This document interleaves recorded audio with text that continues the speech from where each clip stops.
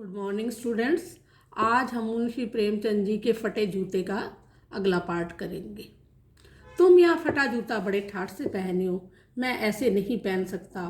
Photo तो जिंदगी भर इस तरह नहीं खिंचाऊं, चाहे कोई जीवनी बिना फोटो के ही छाप दे। यहाँ पर लेखक हरिशंकर परसाई जी प्रेमचंद जी के और अपने जूते में अंतर स्पष्ट करते हुए कहते हैं कि प्रेमचंद जी एक स्वाभिमानी व्यक्ति थे और जो फटे हुए जूतों को भी बड़ी शान शौकत से पहने हुए हैं। परंतु लेखक के अपने बारे में कहते हैं कि मैं ऐसा फटा हुआ जूता नहीं पहन सकता, क्योंकि मुझे तो ऐसा जूता पहनने में लज्जा आती है, तो मैं अपनी जीवनी को बिना ही जूते के छपवा सकता हूँ। तुम्हारी ये व्यंग्य मुस्कान मेरे हौसले पस्त कर देती है।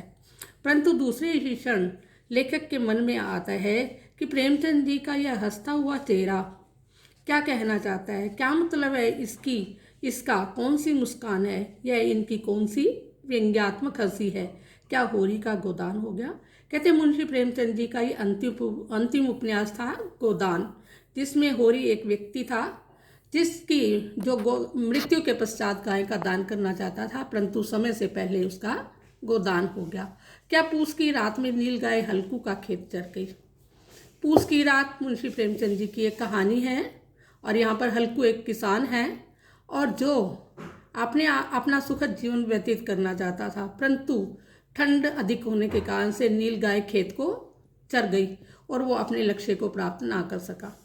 और उसके आगे उन्होंने बताया कि सुजान भक्त का लड़का मर गया क्योंकि डॉक्टर क्लब छोड़कर नहीं आ सका। और सुजान भक्त का बेटा मरा क्योंकि डॉक्टर ने क्लब नहीं छोड़ा। नहीं, मुझे लगता है माधो औरत के कफन के चंदे की शराब पी गया और वही मुस्कान मुझे मालूम होती है। तो इसके बाद एक और उदाहरण देते हुए कहते हैं कि माधव अपनी औरत के कफन के पैसों से शराब पी गया।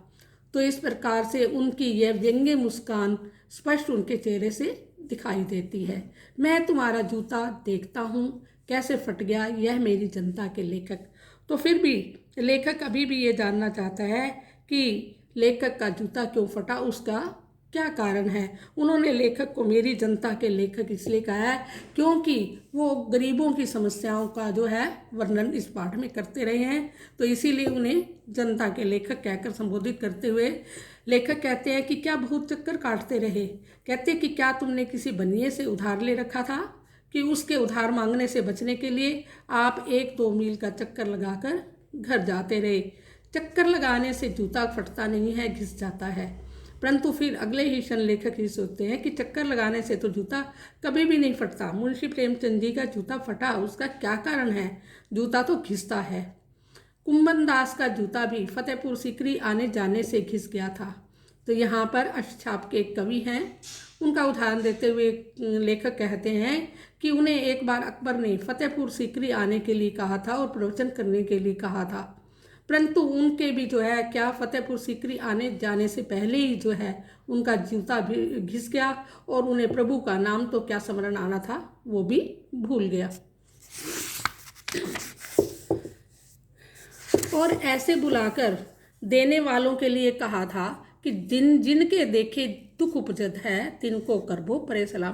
कहते कि ऐसे व्यक्ति जिनका कार्य करने से दुखी होना पड़ता है उनको पहले ही सलाम कर देना चाहिए, अर्थात उनका काम करने से पहले ही इनकार कर देना चाहिए। चलने से जूता घिसता है, फटता नहीं, तुम्हारा जूता कैसे फटा। परंतु अब भी जो है लेखक ये कहना चाहता है कि मुंशी प्रेमचंद जी का जूता फटने का क्या कारण था। मुझे लगता है किसी सख्त चीज़ को ठोकर मारते रहे हैं।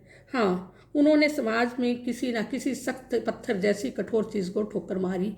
कोई चीज़ जो परत पर परत सदियों से जम गई है उसे शायद तुमने ठोकर मार मार कर अपना जूता फाड़ लिया। कहते हैं कि कोई ऐसी सख्त चीज़ थी जिसने अपना प्रभाव समाज में बनाया हुआ था। कोई टीला जो रास्ते पर खड़ा हो गया था उस पर तुमने अपना जूता आजमाया। तो यहाँ पर टीला जो शब्द है बेटे रुकावट का, मुसीबतों का प्रतीक है। कोई ऐसा पूंजीपति वर्ग का था जिसने समाज में भेदभाव आदि को उत्पन्न कर दिया। ऐसे लोगों को हटाने के लिए आपने अपना जूता ऐसे सख्त व्यक्तियों पर आजमाया और समाज के अंदर से जो है ऐसे अवरोध और रुकावट को दूर करने का प्रयास किया। हाँ, तुम उसे बचाकर उसके बगल से भी तो निकल सकते थे। कहते कि तुम उन टीलों से बचकर भी निकल सकते थे, टीलों से समझौता भी कर सकते थे। जैसे कि सभी नदियाँ पहाड़ नहीं फोड़ती और रास्ता बदल कर निकल कर चली जाती हैं, परंतु आप जो है एक संघर्षशील व्यक्ति थे, इसीलिए आप उन टीलों से, पूंजीपति वर्ग से जो है दूर होकर के नहीं चले, बल्कि जो है उनको ठोकर मारते हुए ही चले। तुम समझौता कर नहीं सके और तुमने कभी भी संघर्ष से समझौता नहीं किया। क्या तुम्हारी भी वही कमजोरी थी जो होरी को ले डूबी, वही नेम धर्म वाली कमजोरी? हाँ। दूसरा उन्होंने बताया है कि जैसे होरी नामक एक व्यक्ति था, वो अपने नेम धर्म से जुड़ा हुआ था, उसी प्रकार से आप भी अपने धर्म की मर्यादाओं का पालन करते रहे, मगर तुम जिस तरह मुस्कुरा रहे हो उससे लगता है कि शायद नेम धर्म तुम्हारा बंधन नहीं था, तुम्हारी मुक्ति था।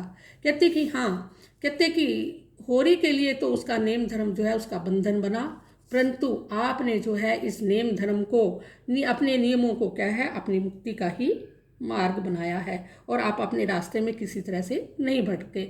तुम्हारी यह पाँव की उंगली मुझे संकेत करती लगती है कि जिसे तुम घृणित समझते हो उसकी तरफ हाथ की नहीं, पाँव की उंगली से इशारा करते हो। तो लेखक यहाँ बताना चाहता है कि मुंशी प्रेमचंद जी जिस व्यक्ति को घृणित समझते थे, जिस पूंजीपति वर्ग को, उनकी तरफ वो अपने हाथ से भी इशारा नहीं करना चाहते थे, बल्कि उनकी ओर पाँव की उंगलियों से इशारा करते हुए उन्हें घृणित मानते थे। तुम क्या उसकी तरफ इशारा कर रहे हो जिसे ठोकर मारते मारते तुम्हारा जूता फट गया? क्या तुम ऐसे व्यक्तियों की ओर संकेत कर रहे हो जिन्हें समाज से हटाते हटाते तुम्हारा जूता फट गया? मैं समझता हूँ तुम्हारी उंगली का इशारा भी समझता हूँ, यह व्यंग्य मुस्कान भी समझता हूँ। तो लेखक अंत में ये कहते हैं कि हाँ, मुझे जो है आपकी इस उंगली का इशारा और आपकी यह व्यंग्यात्मक मुस्कान मुझे समझ आ गई हो। तुम मुझ पर या हम सभी पर जो बारी दिखावा करते हैं, उन पर जो उंगलियां छिपाए और तलवा घिसाए चल रहे हैं, उन पर जो टीले को बरकरार बाजू से निकल रहे हैं, तुम कह रहे हो मैंने तो ठोकर मार मार कर जूता फाड़ लिया, उंगली बाहर निकल आई पर पाँव बच रहा और मैं चलता रहा, मगर तुम उंगली को ढांकने की चिंता में तलवे का नाश कर रहे हो, तुम चलोगे कैसे?